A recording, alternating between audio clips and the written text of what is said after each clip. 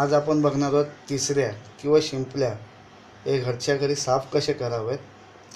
सर्वप्रथम आपण बघूयात की शिंपल्या हे ताज्या आहेत की नाही कसे ओळखावेत। जेव्हा तुम्ही एखाद्या कोळीणीकडे शिंपल्या विकत घेण्यासाठी जाता तेव्हा तिकडे तुम्हाला जर शिंपल्या त्यांचे तोंड हे उघडे दिसले तर समजून जा की शिंपल्या ह्या ताज्या नाही आहेत। त्यांना हात लावून तुम्ही बघितलात की त्याचं तोंड असतं ते बंद झालं पाहिजे, की हे तुम्ही बघत असेल की तोंड याचं उघडं असतं, की तुम्ही हात लावलात की तोंड असं बंद होतं बघा, समजून जा की हे शिंपल्या जिवंत आहेत। पण एखाद्या कोळीणीकडे जर शिंपल्यांचे तोंड हे पूर्णपणे उघडं झालेलं असतील आणि ती विकत असेल की समजून जावे ते शिंपल्या ताज्या नाही मिळत। शिंपल्या तुम्ही बाजारातून घरी आणल्यानंतर ते कसे असतात की शिंपल्या पूर्ण मातीमध्ये पूर्ण समुद्राच्या मातीमध्ये असतात। तर सर्वप्रथम ते शिंपल्या पाण्याने 4 ते 5 वेळा धुवून घ्याव्यात चांगल्या। चला मग आपण आता पहिल्यांदा शिंपल्या सगळे धुवून घेऊयात पाण्याने। तुम्ही बघत असेल की या शिंपल्यांना खूप माती लागलेली असते, तुम्ही स्वच्छ धुवून घ्याव्यात त्या शिंपल्या।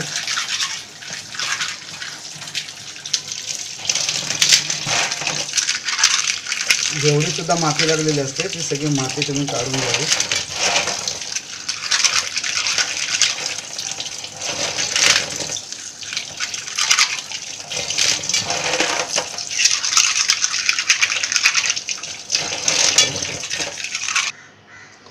तर तुम्ही बघत असतील की या ताट्यामध्ये बघा किती माती जमा झालेली आहे।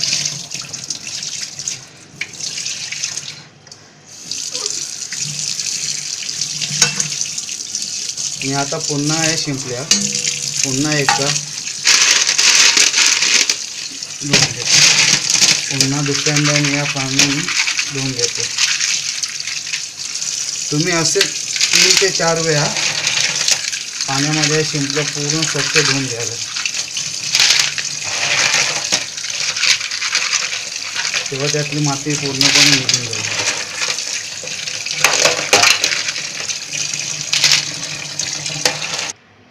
तुम्ही आता बघत असतील की या शिंपल्या मी 4 ते 5 वेळा पाण्यामध्ये धुवून घेतल्या आहेत। यातली जी माती असते समुद्रातली ती पूर्णपणे मी स्वच्छ करून घेतली आहे। शिंपल्या साफ करण्याच्या 3 पद्धती आहेत। या तिन्ही पद्धती मी तुम्हाला आज दाखवतो की शिंपल्या साफ कशा केल्या जातात। प्रत्येकाची पद्धत वेगवेगळी असते, जी तुम्हाला पद्धत जमेल त्याप्रमाणे तुम्ही साफ करू शकता। चला तर मग मी तुम्हाला आता पहिली पद्धत दाखवतो की शिंपल्या ही कसे साफ करायचे। तुमच्या घरी जर वेळी असेल तर तुम्ही वेळी घ्या। वेळीने शिंपल्या साफ करणं खूप सोपं पडतं। मी तुम्हाला दाखवते। जे शिंपल्या असतात ते जिवंत असतात, पण त्यांचे तोंड तर बंद असतात। ते वेळीवरती तुम्ही मध्यभागी ठेवा आणि ते एकदम चिरून घ्या। तुम्ही बघत असतील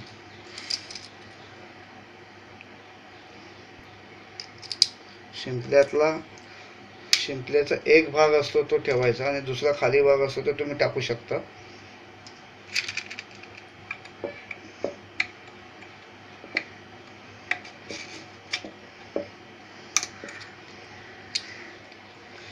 बघा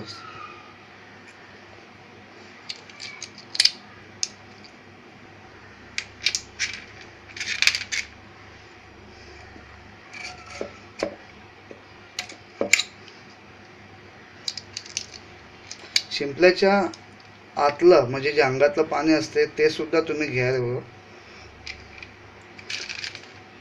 आणि जे तेव्हा तुम्ही जे ग्रेव्ही करता किंवा त्याचं काही कालवण करता त्यामध्ये ते पाणी तुम्ही वापरावं। त्याने काय होते की जी कालवणाला जी चव येते ह्या पाण्यामुळे एक वेगळीच चव येते की हे पाणी तुम्ही वापरतात। तुम्ही बघत असतील की मी शिंपल्या साफ केलेल्या आणि त्याच्या अंगातलं जे पाणी असते हे तुम्ही बघत असतील।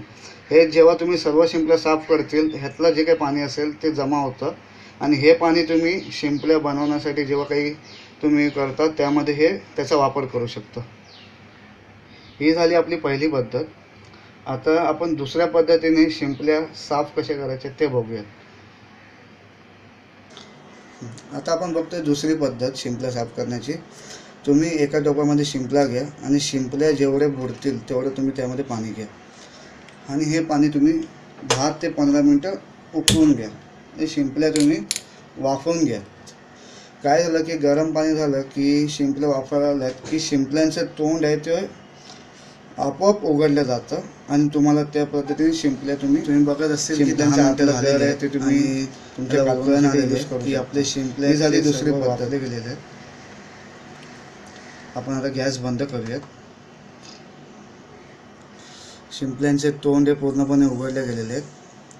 हे थंड होईपर्यंत ठेवून द्या. थंड झालं की तुम्ही ह्यांचे जे तोंड आहेत ज्याच्यामध्ये गर आहेत तो भाग तुम्ही ठेवून द्या आणि दुसरा भाग तुम्ही फेकून देऊ शकता.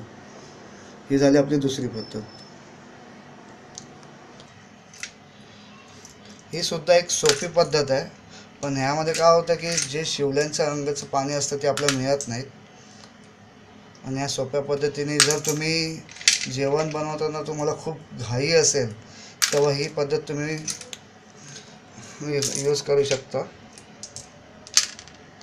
काही जण काय करतात की ह्यातलं जे गर आहे ते पूर्णपणे काढतात आणि ह्याची सुद्धा भाजी करतात.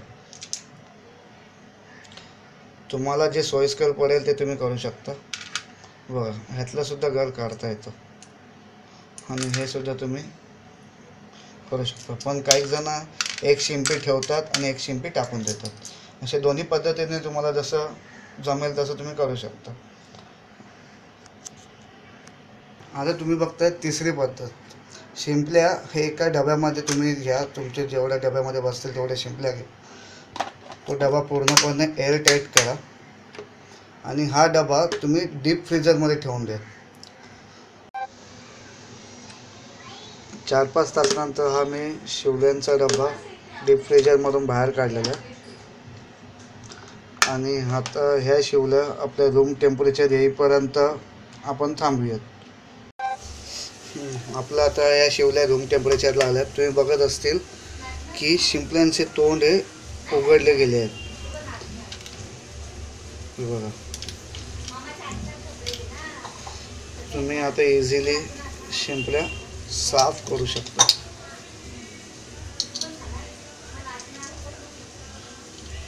अशा प्रकारे प्रत्येक शिंपल्यांचं तोंड हे उघडले गेलेलं असेल. तुम्ही प्रत्येक शिंपला इझिली साफ करू शकता.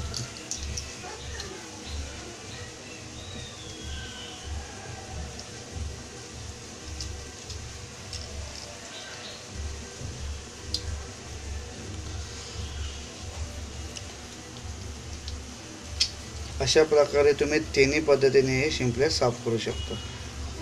तर तुम्हाला हा व्हिडिओ आवडला असेल तर नक्की तुम्ही आपल्या चॅनलला सबस्क्राईब करा, शेअर करा, लाईक करा.